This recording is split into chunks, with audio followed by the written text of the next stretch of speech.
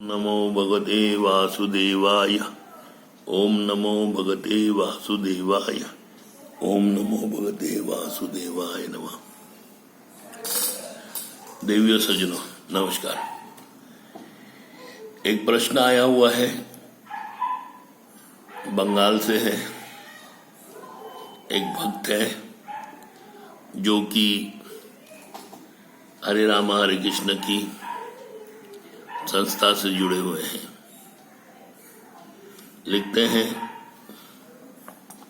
मेरा नाम हरि गोवर्धन दास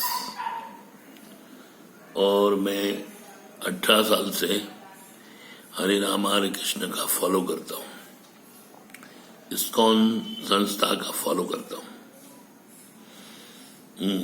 और मुझे एक बात की समझ नहीं आई है। मैंने उनके सब बुक पढ़े हैं, श्रीमद् गीता, भागवत और उसके बाद चैतन्य चरणामृत और उनके जो वैष्णव गीत सब पढ़े हैं। मैं 16 माला जप करता हूँ, दीक्षित हूँ और जय पताका महाराज से मैंने दीक्षा ली हुई है कलकत्ता में। अभी फिलहाल मैं दुर्गापुर में रहता हूँ। और मुझे ये समझ में नहीं आया कि भगवान के इतने अवतार, जैसे 10 अवतार, उसके बाद और 64 अवतार, 64 अवतार और गौरंग अवतार, इसमें क्या डिफरेंस है? और गौरंग अवतार अंश अवतार है, पूर्ण अवतार है या संपूर्ण ब्रह्म है? नमस्कार। हरि गोवर्धन दास जी को प्रणाम, कोटि कोटि प्रणाम। आप वैष्णव हो, आपको नमस्कार। हरे कृष्ण। प्रश्न तो आपका बहुत अच्छा है, इसमें वीडियो बड़ा हो सकता है। ये वीडियो सब कोई नहीं सुन पाएगा। माया देवी उसे अटका देगी और माया देवी का काम है उसे अटकाना। और इस संसार के जीव ये ज्ञान को, मतलब जो माया के अंडर में, वो नहीं जाने देंगे। इसका कारण क्या है कि भगवान स्वयं नहीं चाहते हैं कि मनुष्य इस ब्रह्मा की सृष्टि को छोड़कर उनके लोक, गोलोक या वैकुंठ में नहीं आए। अभी गोलोक और वैकुंठ में, मतलब आप समझ जाएंगे कि भगवान ऐसा क्यों चाहता है। भगवान क्यों चाहता है? क्योंकि भगवत गीता में स्पष्ट दिया गया है कि करोड़ों में से लाखों भगवान को जानते हैं, उन लाखों में से हजारों भगवान को थोड़ा पहचानते हैं, उन हजारों में से 100 उनकी भक्ति करते हैं, और 100 में से सिर्फ एक वो भगवान को प्राप्त करते हैं। मतलब करोड़ों लोग और उसमें सिर्फ एक, मतलब 10 साल में एक आदमी भगवान के शरण में जाता है। ये कैलकुलेशन कैसा हुआ? अभी ये कैलकुलेशन जब अगर देखे जाए, जो भगवान को प्राप्त हुए वो रिटर्न नहीं आते, पुनर्जन्म नहीं होता है। मोक्ष अलग चीज है। मोक्ष तो वैष्णव को चाहिए ही नहीं, फ्री में भी नहीं चाहिए, डिस्काउंट में भी नहीं चाहिए। जो भागते हैं ना, जो अल्प बुद्धि लोग जो होते हैं वो भागते हैं उसके पीछे कि एक मॉल में 15%, 30%, 50% डिस्काउंट है तो चले जाते हैं, घुस जाते हैं। फिर वो कचरा भी ले लेते हैं, अच्छा भी ले लेते हैं, जो भी मिक्स मिल जाता ले लेते हैं। तो उसके चलते वो लोग गलत गुरु को पकड़ लेते हैं, उन गलत गुरु के चक्कर में पड़ जाते हैं और उनके इंस्ट्रक्शन में फॉलो करके अपना जीवन, मनुष्य जीवन नष्ट कर देते हैं। और उस नष्ट करने के बाद वो पछताते हैं, अरे हम क्या किया। उस गुरु ने उसका दुरुपयोग किया, उस गुरु ने उसके अपने काम के लिए उसका इस्तेमाल किया, उसके धन का इस्तेमाल किया, उसके नाम पर खड़ा हो गया, उसके पैसे पर अपना रुतबा बना दिया और वो आगे बढ़ गया। ऐसे कई संस्थाओं में भी होता है, कई धर्मों में भी होता है। कोई दूध का धुला हुआ नहीं है, ये समझ लीजिए। दोष है सब में कुछ न कुछ। तो कृष्ण की आप जो बात करते हो कि गौरंगा महाप्रभु ये अंश अवतार है कि पूर्ण अवतार है? देखिए, आपने तो चैतन्य चरणामृत पढ़ा है, मैंने भी पढ़ा है, मैं 3 बार पढ़ा हूं। मैंने तो उनकी फिल्म भी देखी हुई है जो बंगाल में 1950 में हुई थी। उसके बाद मैंने उनका चरित्र पढ़ा। उसके बाद गौरंगा महाप्रभु के गांव मायापुर में गया, कालीना में गया, चारों तरफ मैं नवद्वीप घूमा, तभी भी समझ में नहीं आया कि भाई ये क्या है, किस बात का है। फिर उसके बाद भागवत का एक प्रसंग हमारे दिमाग में थोड़ा घुसा। उस प्रसंग में अक्रूर जी कंस का संदेश लेकर श्री कृष्ण बलराम को मथुरा में आह्वान बुलाने के लिए भेजते हैं, जहां यशोदा बहुत विलाप करती है। यशोदा बहुत दुखी होती है, उसका विलाप रामानंद सागर की कृष्णा में है। उसने बहुत विलाप किया, कृष्ण को जाने नहीं दिया। तो मैया यशोदा का से छुटाने के लिए भगवान श्री कृष्ण ने नंद बाबा का इस्तेमाल हुआ। नंद बाबा की बुद्धि में धर्मराज बैठ गए, क्योंकि भगवान को अपने कार्य करने थे, इसलिए धर्मराज को उनके बुद्धि में बिठा दिया। उन्होंने पति की आज्ञा का पालन करते हुए यशोदा ने कृष्ण को जाने दिया, जो कि असंभव था, जो कि यशोदा ने इसी महादेव को 16 दिन तक दरवाजे पर खड़ा कर दिया था। वो काल से भी नहीं भयभीत होती थी, क्योंकि कृष्ण की परम भक्त है। उसी यशोदा को एक भ्रम में डाल के पति आज्ञा कारण उसने उस कृष्ण को, अपने लाला को मौत के मुंह में जाने के लिए आज्ञा दे दी।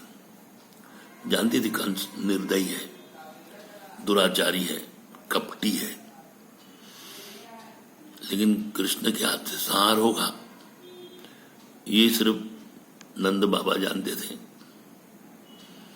और ये पालनहार है, तालनहार है, तो उस हिसाब से नंद बाबा ने उन्हें धर्मराज की तुला द्वारा यशोदा को समझा बुझा दिया। अभी दूसरा प्रसंग ऐसा आता है कि यमुना किनारे राधा को संदेश जाता है कृष्ण के द्वारा कि कृष्ण मथुरा जा रहे हैं, ब्रिज छोड़कर हमेशा के लिए आके मिलो।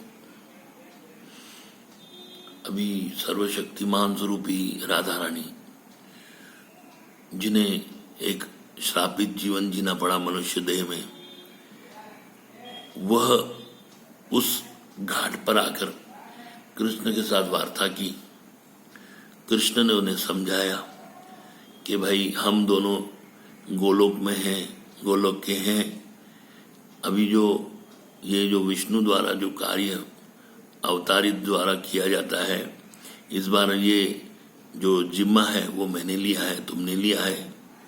तुम्हारी शक्ति मुझे चाहिए और तुम्हारा प्रेम मुझे चाहिए। जहाँ शक्ति की जरूरत होगी वहाँ शक्ति लूंगा, जहाँ प्रेम की जरूरत होगी वहाँ प्रेम से काम चलाऊंगा। क्योंकि कई महानुभावों की मृत्यु, उन्हें समझाना, उन्हें ज्ञान देना, ये काम अभी मेरा है। तो मुझे अभी मथुरा जाकर कंस का संहार करना है और आगे जाके महाभारत का युद्ध करना है, बानरसुर का अंत करना है। ऐसा कहते हुए कृष्ण जाने के लिए तैयार हुए। लेकिन सर्वस्वरूपी शक्तिमान श्रीमद राधा रानी, उन्हें अपनी शक्ति का बोध हो गया, क्योंकि उसे श्राप था कि जिस दिन कृष्ण विरह तुम्हारा शुरू होगा उस दिन से तुम्हें अपनी शक्ति की मालूमात होगी। वो अपने रुद्र रूप में आ गई। रुद्र मतलब ये रुद्र शंकर भगवान नहीं, करोड़ों अरबों रुद्र रूप में आ गई। उसने कृष्ण को रोक दिया, तुम नहीं जा सकते हो, तुमने मुझे प्रेम दिया, अपनी विस्मृति दी, तुम और हम एक हैं, एक ही शरीर में, तुम अभी जुदा क्यों होते हो? हमारा शरीर एक है, आत्मा भी एक है, तो हम तुमको क्यों जाने दें? तुम जा ही नहीं सकते हो। उसने तिनका ले लिया, तिनका, और लगा दिया, जैसे लक्ष्मण जी ने रेखा बना दी थी सीता के लिए। तो उस समय गोपियां भी आ गई नदी किनारे, तो राधा ने ये तिनका लगा दिया, भाई तुमको लेने के लिए कोई अक्रूर, कोई यम, कोई काल नहीं आ सकता। अभी किसकी हिम्मत है? देखो इस ब्रह्मांड में किसकी शक्ति है जो मुझसे अभी भिड़ेगा? ये ब्रह्मा की उत्पत्ति मुझसे हुई है, आज कौन मुझसे भिड़ेगा? देखो मैं ही आदि ब्रह्म हूं, मैं ही आदि नारायणी हूं, मैं ही सब कुछ हूं। चैलेंज कर दिया। उस तिनके का पार करके कोई नहीं आ पाया। अक्रूर भी डर गए, विधाता भी हिल गए, झाड़ में छुप गए। लेकिन ब्रह्मा को तो सृष्टि चलानी है, कुछ भी कर देंगे। लेकिन सब एक एक उस तिनके को पार करते हुए सखियां अंदर पहुंची। राधा चकित हो गई। ये सखी ललिता, विशाखा, तुंगभद्रा ये अंदर आ गई। उस लक्ष्मण रेखा, जिसे राधा रेखा बोलते हैं, राधा रेखा से अंदर आ गई। उन्होंने कृष्ण का हाथ पकड़ा और कृष्ण से विलाप करने लगी राधा के सामने। राधा का जो प्रेम कृष्ण के साथ था, उनका भी वो प्रेम उतना ही ज्यादा प्रकट हुआ।